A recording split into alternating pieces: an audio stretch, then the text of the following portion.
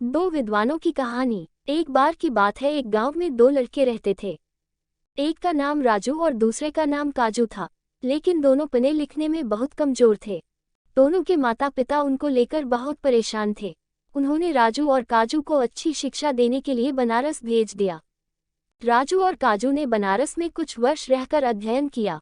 अब दोनों ही अच्छी शिक्षा ग्रहण कर विद्वान हो चुके थे। विद्वान होने के साथ ही उनमें इस बात का घमंड भी आ गया था कि वे बहुत विद्वान हैं।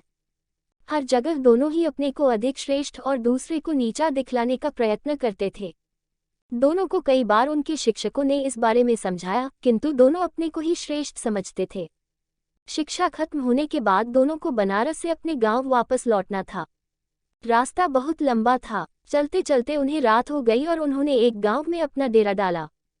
गांव के जमींदार को पता चला कि उनके गांव में बनारस के विद्वान आए हुए हैं। जमींदार साहब ने दोनों विद्वानों को रात्रि विश्राम और भोजन के लिए अपने घर आमंत्रित किया। राजू और काजू दोनों जमींदार के घर आ गए। जमींदार ने दोनों के रुकने की अलग अलग व्यवस्था की और स्वादिष्ट पकवान बनवाए। जमींदार पहले काजू के पास गया और हालचाल जाना। जमींदार पहले तो काजू से बहुत प्रभावित हुआ, किंतु अपने घमंड और राजू को नीचा दिखाने के लिए काजू जमींदार से बोला, राजू तो इतने दिन बनारस में रहकर भी वह कुछ नहीं सीखा और अभी भी गधा ही है।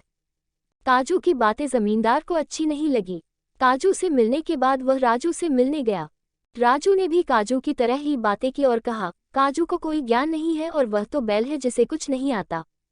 जमींदार दोनों से बहुत निराश हुआ और कुछ देर पश्चात उसने राजू और काजू को भोजन के लिए बुलाया। दोनों भोजन के लिए आए और जब दोनों को थालियां परोसी गई तो थाली में घास और भूंसा था।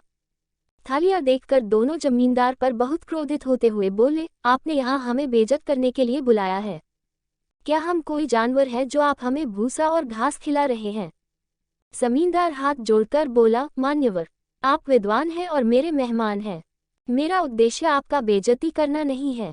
आप दोनों ही विद्वान होकर एक दूसरे को बैल और गधा बोल रहे थे, इसीलिए बैल और गधे को जो भोजन पसंद है, मैंने आपको भी वही भोजन परोस दिया।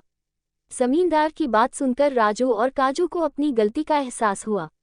दोनों ने एक दूसरे से क्षमा मांगी और जमींदार को धन्यवाद दिया। जमींदार ने भी दोनों को स्वादिष्ट पकवान खिलाए और दोनों की खूब आवभगत किया। इससे हमें ये शिक्षा मिलती है कि कोई कितना ही बड़ा विद्वान क्यों ना हो, अगर दूसरे को नीचा दिखलाने का प्रयत्न करता है तो उसे भी नीचा देखना पड़ता है।